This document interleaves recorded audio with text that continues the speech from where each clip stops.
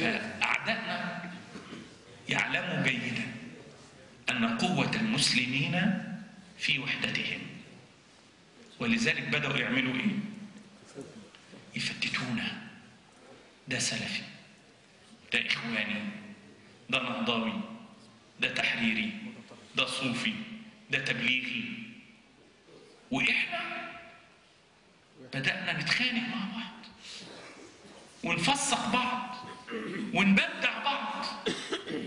وتلاقي واحد سلفي ما يكلمش واحد إخواني، ده ممكن يكون أخوه شقيقه. وتلاقي واحد إخواني ما بيكلمش واحد سلفي، ده ممكن يكون زوج أخته مثلا.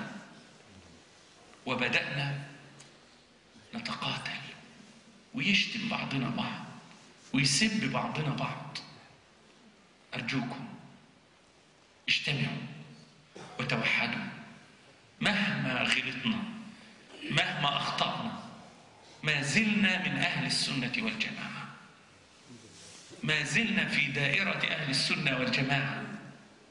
الإخوان من أهل السنة والجماعة، السلفيين من أهل السنة والجماعة، التبليغ من أهل السنة والجماعة، الصوفية المعتدلة السنية من أهل السنة والجماعة. يا جماعة الخير،